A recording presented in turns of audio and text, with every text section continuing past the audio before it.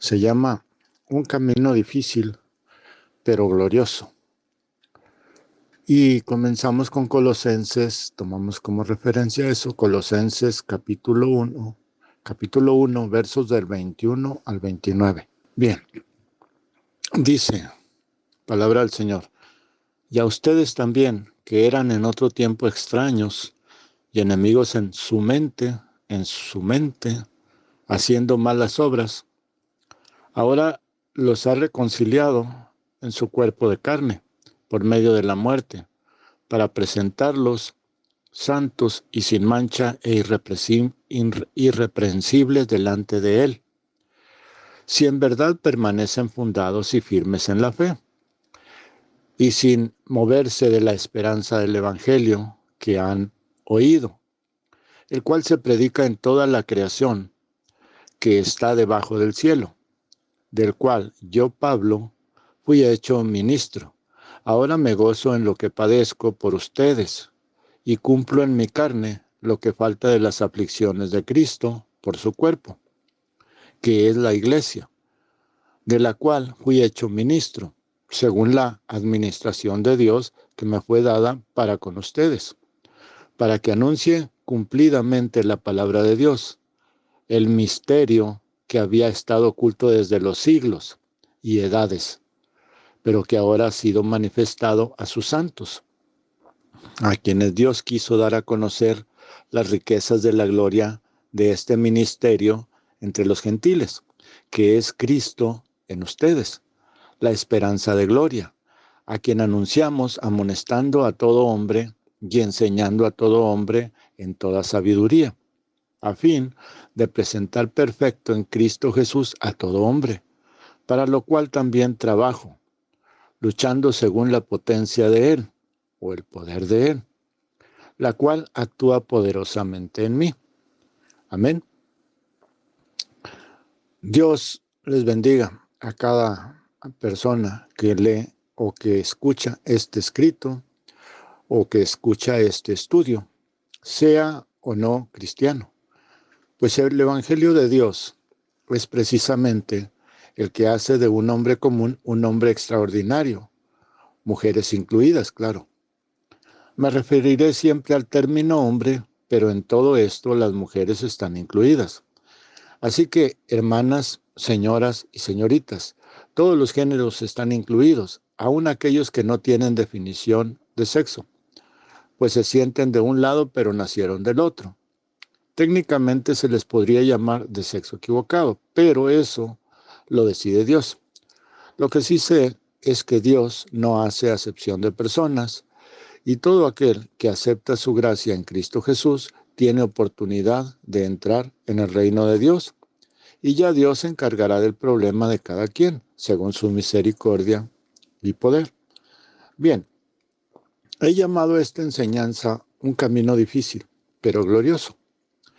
La razón es porque el camino de un cristiano no es fácil. En verdad, se necesita de mucha valentía para tomar este camino. Un camino facilísimo es caminar como cualquier incrédulo, que no es tan diferente al de los animales, que no saben de Dios. Hay otro camino fácil, es el de los logísticos o legalistas, que oyen el Evangelio de Cristo y dan media vuelta y dicen, yo no creo eso, que se asocian en una religión cristiana, de esas, entre comillas cristiana, de esas que hay tantas, para estar cómodos y sentirse santos, sin que nadie los moleste, diciéndoles que son pecadores. O sea, que nadie los moleste diciéndoles que son pecadores, sintiéndose respetados aún por el gobierno de su país, aunque saben que nada cambió en ellos de cuando eran totalmente incrédulos a lo que son ahora. Pues hacen lo que hacían antes, pero ahora saben que tienen obligaciones con esa religión y están atados a ella. Y cuando les pesa la carga en esa, entonces se van a otra y otra, hasta que terminan donde estaban primero. En el mundo de los que no creen en Dios, pero creen en imágenes hechas por el hombre.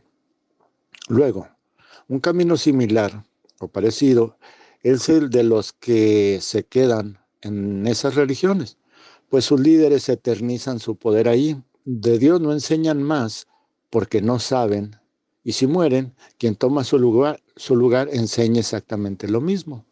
De Dios, nada. Apenas si enseñan que Dios es un señor viejito que tiene un hijo que se llama Jesús y una palomita que se llama Espíritu Santo. Y adoran lo que no saben, con letanías y rezos monótonos, de lo cual no saben ni por qué repiten eso. Siempre en esas religiones no es difícil ese camino, porque los creyentes pueden hacer lo que quieran, y Dios, según el ministro de tal religión, los perdona con penitencia o pagando algún dinero. Luego esos ministros, ellos reciben autoridad dentro de ese medio y se sienten semidioses, con autoridad sobre los que van llegando, y su vida es más cómoda aún, porque reciben salarios aparte de que pueden hacer lo que les venga en gana con la gente. Pues los dirigentes ni ponen atención de lo que pasa en esas congregaciones. Si uno de ellos viola a una menor, solamente lo cambian de sede y asunto arreglado. Esos casos se ven mucho en los noticieros, aún en la religión con más creyentes en el mundo. Saben de la violación de criaturas por los sacerdotes y ministros del rango que sean, que debieran preparar a esos niños para ser buenos cristianos. ¿Cómo serán buenos cristianos si los que los preparan no conocen a Cristo? Difícil, ¿verdad? Aún así, ellos tienen el camino fácil, pues si son condenados por la autoridad, que casi nunca pasa, son encarcelados porque lo merecen, pues es un delito común que la ley castiga con cárcel. ¿Por qué ellos no deberían de ser castigados, ve? Pero aquí le presento lo más triste de esos caminos fáciles, y es su final, como está escrito. Hay camino que al hombre le parece bueno o correcto, pero su final es la muerte. Eso está en Proverbios 16:25. Y en otra parte dice, en Romanos capítulo 1, 22 al 32 dice, profesando ser sabios, se hicieron necios y cambiaron la gloria de Dios incorruptible en semejanza de imagen de hombre corruptible, de aves, de cuadrúpedos y de reptiles, por lo cual también Dios los entregó a la inmundicia, en las concupiscencias, o sea, en los malos deseos de sus corazones, de modo que deshonraron entre sí sus propios cuerpos, ya que cambiaron la verdad de Dios por la mentira, honrando y dando culto a las criaturas antes que al Creador, el cual es bendito por todos los siglos. Amén. Por esto Dios los entregó a pasiones vergonzosas, pues aún sus mujeres cambiaron el uso natural por el que es contra naturaleza. Y de igual modo también los hombres, dejando el uso natural de la mujer, se encendieron en su laxivia unos con otros, cometiendo hechos vergonzosos hombres con hombres, y recibiendo en sí mismos la retribución debida a su extravío. Y como ellos no aprobaron tener en cuenta a Dios, Dios los entregó a una mente reprobada para hacer cosas que no convienen, estando atestados de toda injusticia, fornicación, perversidad, avaricia, maldad, llenos de envidia, homicidios, contiendas, engaños y malignidades, murmuradores, detractores, aborrecedores de Dios, injuriosos, soberbios, altivos, inventores de males, desobedientes a los padres, necios, desleales, sin afecto natural, implacables, sin misericordia, quienes habiendo entendido el juicio de Dios, que los que practican tales cosas son dignos de muerte, no solo las hacen, sino que también se complacen con los que las practican. Amén. Vemos que es fácil entender que el Señor Jesús advirtiera a sus seguidores que el camino, puerta, que lleva a perdición es ancho y espacioso. Fácil. Pero el camino que lleva a vida eterna es angosto, difícil, y son pocos los que lo pueden hallar, caminar por él. En otra parte dice, en Lucas 16:16, la ley y los profetas eran hasta Juan. Desde entonces el reino de Dios es anunciado y todos se esfuerzan por entrar en él. En otra parte yo leí, la ley y los profetas eran hasta Juan, y desde entonces el reino de los cielos se hace fuerza y todos se esfuerzan por entrar en él. Y solamente los valientes lo arrebatan. Bueno, usted sabe que es lo mismo lo que dice ahí. Podemos ver entonces que es necesario ser valiente para entrar en ese reino. Se necesita ser valiente para caminar con contentura a pesar de las burlas de quienes te creen un tonto, porque no estás en una religión o porque no te unes a una línea de pensamiento, en una denominación o logia o lo que sea. Todos te consideran un mediocre, que no sabes nada. Y dicen, ¿cómo vas a ver más que el ministro tal, que estudió la historia de las religiones, doctor en hermenéutica? Hermenéutica es eso de las letras y todo lo que quieren decir. Filosofía y letras, que tiene un doctorado en divinidad. Y esto es lo asombroso. El apóstol Pablo dice que él todo lo que sabía del Evangelio de Cristo no lo aprendió de ninguno de los apóstoles que fueron antes que él, sino porque Dios tuvo misericordia de él y le plació a Dios darle a conocer la gloria de su Evangelio. Y llama a todo su conocimiento religioso anterior, porque era fariseo, basura. Eso lo encontramos en Filipenses capítulo 3, verso del 4 al 8. Dice, aunque yo tengo también de qué confiar en la carne, si alguno piensa que tiene de qué confiar en la carne, yo más, circuncidado al 8º día, del linaje de Israel, de la tribu de Benjamín, hebreo de hebreos, en cuanto a la ley, fariseo, en cuanto a celo, perseguidor de la iglesia, en cuanto a la justicia que es en la ley, irreprensible. Pero cuantas cosas eran para mí ganancia, las he estimado como pérdida por amor de Cristo. Y ciertamente aún estimo todas las cosas como pérdida por la excelencia del conocimiento de Cristo Jesús, mi Señor, por amor del cual lo he perdido todo y lo tengo por basura para ganar a Cristo. Amén. ¿Por qué Pablo llamaría así al conocimiento religioso de su tiempo? Pues era mucho mejor que el actual conocimiento de Dios que tienen las religiones hoy. Y esto es porque el conocimiento de Cristo no consiste en estudio, ni tanta ciencia de lo que pensamos. ¿Y qué es lo que hace la diferencia? Es porque el apóstol Pablo se dio cuenta que eso del mucho estudio no sana a un ciego, ni en lo natural ni en lo espiritual. Pues solo el poder del Espíritu Santo puede hacer eso. Nunca podrá hacerlo la ciencia ni tampoco el conocimiento de ninguna religión. Llámese como se llame esa religión. Al reino de Dios no se entra con conocimiento, se entra con fe. Pues sin fe es imposible agradar a Dios. Con valentía, porque se conquista con valentía, para aguantar todo lo que hace contra nosotros el enemigo, que son los demonios, que metiéndose en carne humana nos hacen la vida muy difícil, con humildad. Sin humildad nos negaremos a escuchar a Dios.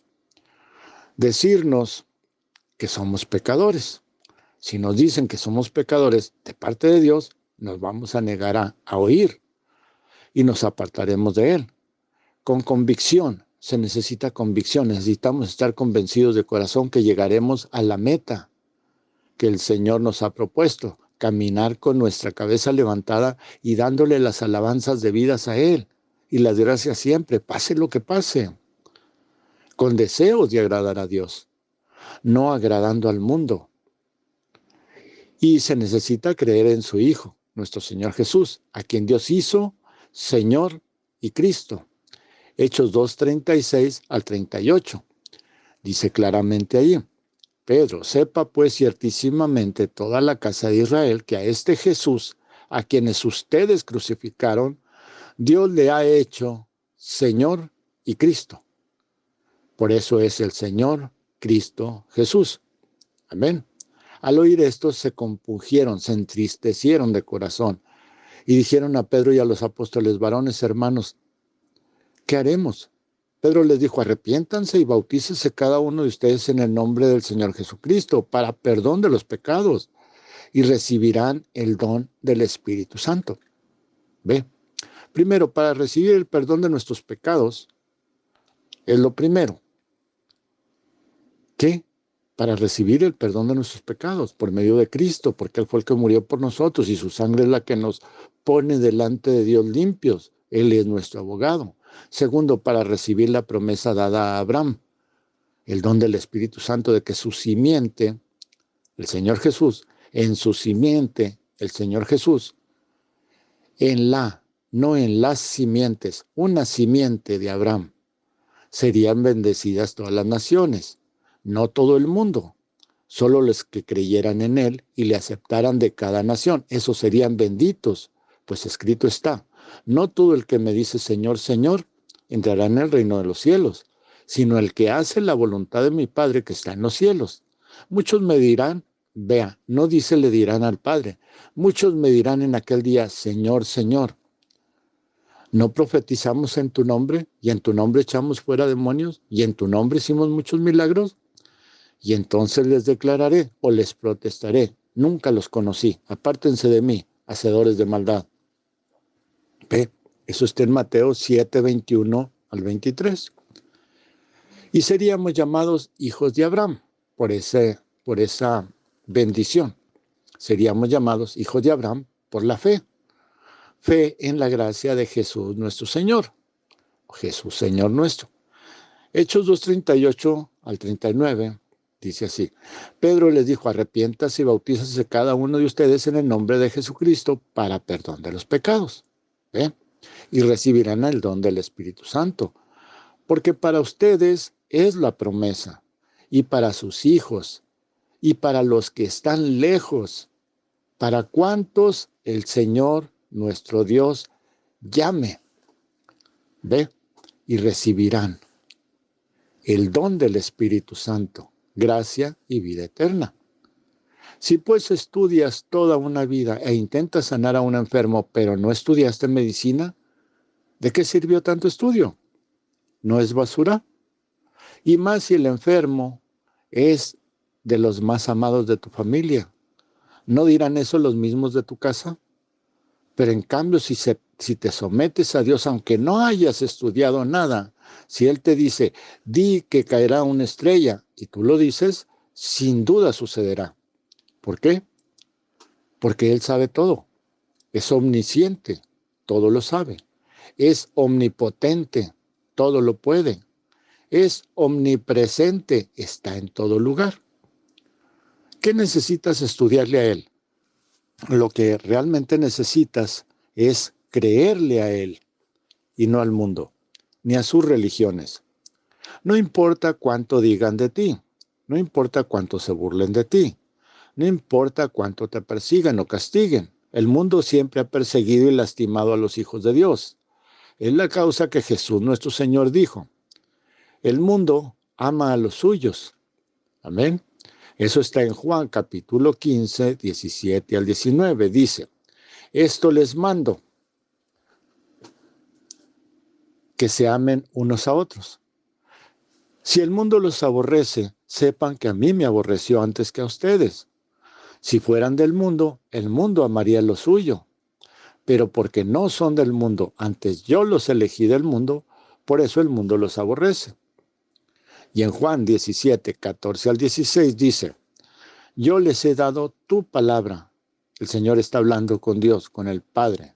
Dice, yo les he dado tu palabra, y el mundo los aborreció porque no son del mundo, como tampoco yo soy del mundo. No ruego que los quites del mundo, sino que los guardes del mal. No son del mundo, como tampoco yo soy del mundo. Amén. ¿Entiende? Ese es el motivo por el que usted tiene que ser valiente, para poder abandonar su religión, sus ideas, las maneras de vivir y pensar del mundo, la cultura religiosa del mundo, todo cuanto pueda de las teorías del mundo, o sea, no que las olvide, sino que no las practique y siga como ellos, que no las añore, que no se haga parte de ellas. ¿Le gusta mentir? Ya no lo haga. ¿Le gusta robar? Deje de hacerlo. ¿Le gusta apostar? No lo haga más. ¿Es usted un burlón? Considere si es bueno que se burlen de usted. ¿Le gusta criticar? Eso le encanta al mundo, pero Dios lo aborrece. Siga lo bueno, abandone lo malo. Jesús es su ejemplo. Nuestro Señor Jesús es su ejemplo. Él dijo en Juan capítulo 13, del 13 al 17, ustedes me llaman maestro y Señor, y dicen bien porque lo soy. Pues si yo, el Señor y Maestro, he lavado los pies de ustedes, ustedes también deben lavarse los pies los unos a los otros, porque ejemplo les he dado para que como yo les hago o los he hecho, ustedes también lo hagan. De cierto, de verdad les digo, el siervo no es mayor que su Señor, ni el enviado es mayor que el que lo envió. Si saben estas cosas, bienaventurados serán si las hacen. Amén. Está hablando de humildad el Señor. Y que no nos metamos en problemas con chismes y cosas de esas. Amén. Ejemplo les he dado para que como yo hago, también ustedes lo hagan. No se trata de esconder nada, ni de aparentar que no estamos viciados o no tenemos, como dicen, manchas que nos señalen como pecadores. Pues si las disimulamos o las escondemos, nos serán imputadas como pecado y seremos llamados hipócritas. Pero si las confesamos, que se necesita valentía para hacerlo, no serán perdonadas. No es entonces disfrazarse de palomas si nacimos cuervos. Es vivir como Dios quiere, pues Él tuvo misericordia de llamarnos a su camino y poner nuestras miserias en sus manos, confesándolas a los hermanos para no ser tropiezo para ellos. Si ellos se enteran de otra forma, o por si alguien más, o si hay alguien más que se los dice, para juzgarlo a él, o sea, se lo dice para juzgarlo a él o a ella, por tu pecado, lo hará diciendo, mira, tu hermano lo vi haciendo tal cosa. Y preguntará, ¿tú haces lo mismo? Y el tal juzgador será juzgado por Dios por esa falta. Entonces es preferible confesar uno mismo sus debilidades y pedir perdón a Dios y a los hermanos por esas fallas, que tratar de esconderlas y que después de descubiertas seamos hallados mentirosos o condenables por parte de ellos. ¿Y qué digo si alguno de ellos se entera que soy peor que los del mundo? La gran desilusión de verte a ti como un santo, ¿no lo afectará a él o a ella? Porque si ve a uno del mundo que hace algo malo, ellos no esconden sus miserias. Y tú sí. Y tú, que conoces de Dios, ¿mentirás con hipocresía escondiendo lo que debieras confesar? Según Santiago 5, 16, 20.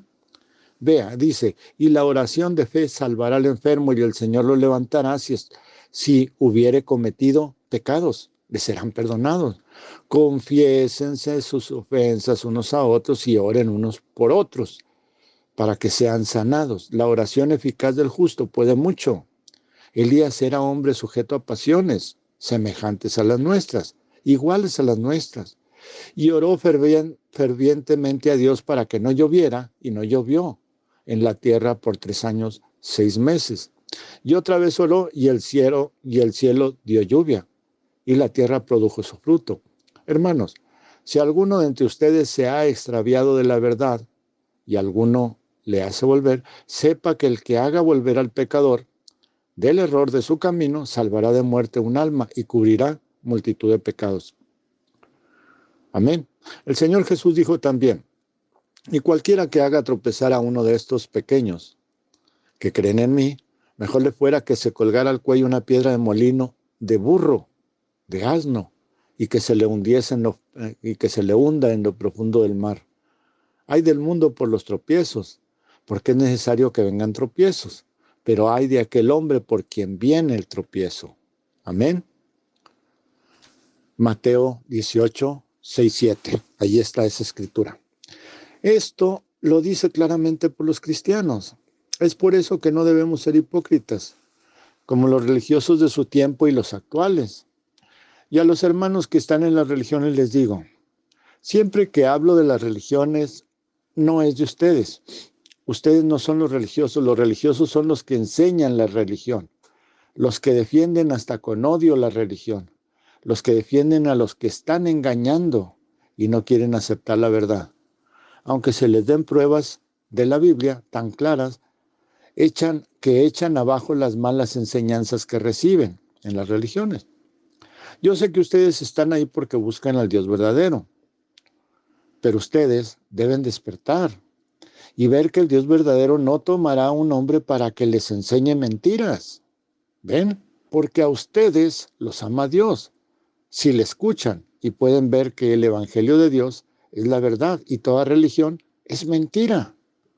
Entonces, si hacemos lo mismo que ellos, caeremos junto con ellos, porque ellos te pierden del camino verdadero, que es la verdad, que es Cristo Jesús.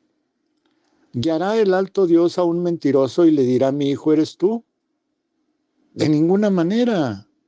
Antes dirá, yo te escogí a ti y tú eres un diablo. Eso fue lo que le dijo a Judas, el que lo vendió. Un camino difícil, sin duda, pero glorioso. Haré una semejanza para ilustrar un poco lo que quiero que se entienda de un camino difícil. Hay caminos anchos y espaciosos. Uno fácilmente llega al pueblo o ciudad a donde uno va. Luego hay caminos angostos y difíciles para llegar a otros lugares. Un ejemplo, en el pueblo en que nací hay un lugar para mí hermoso, donde las formaciones rocosas que dan, donde las formaciones, unas formaciones rocosas que dan la sensación de estar uno frente a Dios. Luego la vegetación no es abundante ahí, pero hay suficiente para adornar las elevaciones rocosas y relieves altos de esa parte que diría yo es un cañón. Abajo es casi el final de un río donde se ensancha y hay cuevas en la roca, arriba y debajo. También hay estas cuevas, no sé si las formó el agua, pero al estar uno ahí abajo, uno puede ver el vuelo de un águila y oír su grito que retumba. Hace un eco que enchina la piel. Bueno, ya más o menos describí el lugar, pero no es el tema el lugar, sino cómo llegar ahí. El camino es muy difícil para llegar ahí, pues hay que trepar riscos, bajar algunas pendientes y al bajar hay partes del camino que apenas si cabe uno, pero sin descuidarse ni despegarse de la roca o seguir a uno al fondo de ese precipicio. Sin duda es un camino difícil. Conozco otro pueblo en la región de La Laguna que está muy bonito, a mí me gusta. Usted va por carretera y la carretera lo lleva directamente a ese pueblito, aunque es mucho rodeo. Pero si usted se va a pie, se va por un camino de tierra angosto, por el monte semidesierto, un poco más adelante se encuentra con que se divide en dos ese camino. Apenas camina unos 200, 300 metros y se encuentra con 4 divisiones más. Los caminos son parecidísimos. Todos los arbustos se parecen. Todos están llenos de tierra fina y se ven casi del mismo tamaño, como 1,80, 1,90 de alto. Son de mezquite. Y la hondura y curvas de los caminos iguales. Usted trata de guiarse buscando alguna señal, le resulta imposible. Es desesperante no saber por cuál camino ir. Cuando camina y camina, entre más camina, más se le da, lógico, hasta que se da cuenta que está perdido en ese desierto. Su única esperanza es caminar rumbo a las vías del tren, que están bastante retirados, pero de allá sigue caminando por las vías y se encuentra con lo que fuera el río Nazas, ya seco, por supuesto. Luego sigue el arroyo seco al sur y va a dar al pueblo. Pues está a un lado del río. Para eso usted caminó casi el doble que si caminara por la carretera a pie. Pero si va en camioneta, pues está peor, porque no hay camino a las vías del tren. Hasta cerca del desierto Pelón, de arenas del desierto del Conejo. Lo otro es esperar que alguien pase a pie y lo guíe, o que pase un mueble y usted se guía por la polvareda que va dejando esa camioneta o camión. Los carros es difícil que puedan ir por ahí, motocicletas sí. Si no hace mucho polvadero o no puede seguir ese mueble, pues se guía por la rodada fresca. Si no está haciendo aire, llegará fácil. Ellas, las rodadas, serán su guía o la señal que lo guiará. Pero si no pasa nadie, pasará un día muy difícil. Ahora se puede regresar, pero el problema es que si se regresa, se encontrará con las divisiones de caminos. Igual, para atrás. Usted se encontrará la misma dificultad, caminos que se dividen y ramifican. ¿Cómo saber si es el camino verdadero? Déjeme le digo, la primera vez que yo fui a pie, no tardé nada para perderme. Pero un muchacho de unos 16 años, más o menos, que pasaba por ahí en bicicleta, le pregunté gritando, claro. Y él me dijo, si quiere lo llevo. Yo dije, sí. Él no tenía un GPS, tecnología de localización satelital. Él no traía un mapa. Él no estudió para guía, pero él conocía el camino. Él sabía con exactitud por cuál camino ir y cuál camino tomar cada vez que se dividía.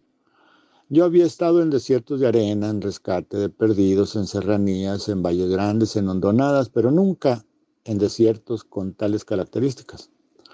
¿De qué me servía mi sabiduría ahí? Lo que sabía. ¿No estaba indefenso? ¿No era mejor el muchacho que yo en ese momento? ¿Dónde estaba mi conocimiento en rescate y como adulto en ese momento? Él sabía el camino, yo no. Así es en lo espiritual. Yo no conozco el camino a la ciudad de Dios. Cristo Jesús sí lo conoce. ¿De qué me servirán los títulos? ¿No es mejor encontrarlo a Él en ese desierto? ¿No es mejor que Él guíe al pueblo a que intente hacerlo yo? El camino de esta vida tiene muchas bifurcaciones, ya sea que usted quiera avanzar al cielo o regresarse al mundo. Usted está perdido, a menos que encuentre al que conoce el camino. Si usted no lo encuentra, usted caminará en vano, jamás llegará. Y cuando la sed y el cansancio lo alcancen, usted morirá ahí solo, sin más que usted y los buitres, demonios, que se lo comerán. ¿Le servirán sus títulos allí? Ahí no estará el que conoce el camino, porque Él hoy le está llamando a usted, que está perdido, para llevarlo a la santa ciudad. Y Él se está ofreciendo a llevarlo por el camino correcto. Y quizás usted esté diciendo, yo no creo eso. Yo tengo título de pastor, doctor en divinidad, doctor en letras, en filosofía y un doctorado en historia de la religión. Yo sabré cómo llegar. O seguramente Dios me llevará porque soy uno de sus grandes predicadores. Seguiré mi propio camino. Su propio camino lo perderá. A menos que usted ya haya estado en el cielo y regresado a la tierra por lo menos 5 veces. Yo aprendí ese camino al pueblo después de caminarlo 10 veces o más, acompañado siempre de los que conocían ese camino. ¿Cree usted que podrá llegar solo cuando ni una sola vez ha caminado por ahí? No sea arrogante y acepte que usted no conoce el camino y necesita un guía, aunque sea un tonto, un borracho, un campesino, un mecánico, un panadero, lo que sea. Él no necesita ser un estudioso de las ciencias religiosas, él solo necesita conocer el camino. Dios lo conoce perfectamente y Él designa a los guías de ese camino.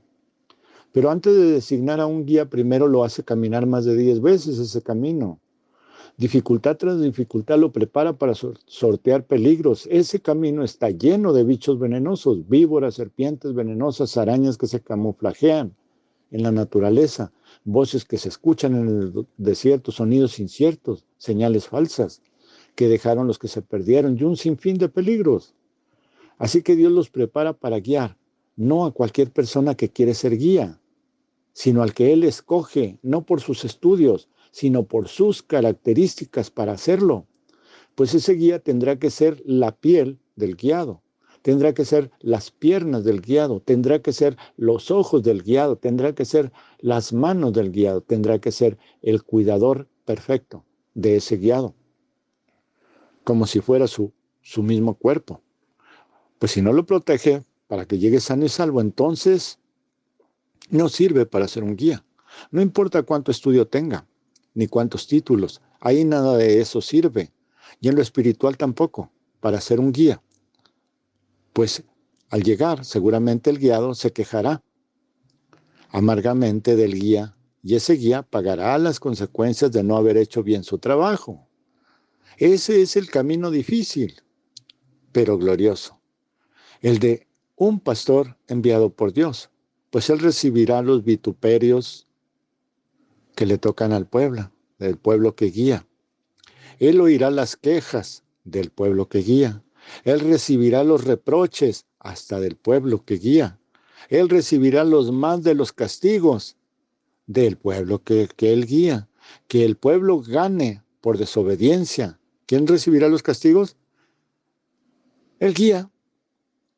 Él estará siempre expuesto a ser mordido por la serpiente del desierto, la serpiente antigua y Satanás. Él será el que cubra la sed del guiado, que le dé el agua de vida, el agua del manantial, el que tenga que alimentarle en su tiempo, el que camine delante y detrás de él, el que será llamado loco, necio, tonto, el que será más despreciado del mundo y de las religiones. Él será el castigado, como lo fue el Señor Jesús, nuestro pastor. Sí, un camino difícil, pero que lleva a la gloria. Primera de Corintios 4, capítulo 4, versos del 9 al 16. Dice el apóstol Pablo, porque según pienso, Dios nos ha exhibido a nosotros, los apóstoles, como últimos, como a sentenciados a muerte, pues hemos llegado a ser espectáculo al mundo, a los ángeles y a los hombres. Nosotros somos tontos, insensatos, por amor de Cristo, mas ustedes prudentes en Cristo. Nosotros débiles, mas ustedes fuertes. Ustedes honorables, mas nosotros despreciados. Hasta esta hora padecemos hambre, tenemos sed, estamos desnudos, somos abofeteados y no tenemos morada fija. Nos fatigamos trabajando con nuestras propias manos, nos maldicen y bendecimos. Padecemos persecución y la soportamos. Nos difaman y rogamos. Hemos venido a ser hasta ahora como la escoria del mundo, el desecho de todos. No escribo esto para avergonzarlos, sino para amonestarlos como a hijos míos amados. Porque aunque tengan 10,000 cuidadores ayos, aunque tengan 10,000 ayos en Cristo, no tendrán muchos padres, pues en Cristo Jesús yo los engendré por medio del Evangelio. Por tanto, les ruego que me imiten. Amén. El Señor Dios sea quien les guía a toda la verdad, en el nombre de su Hijo amado, Jesús, Señor y Salvador nuestro. Amén. Su hermano en Cristo, José Luis Carrera Torres.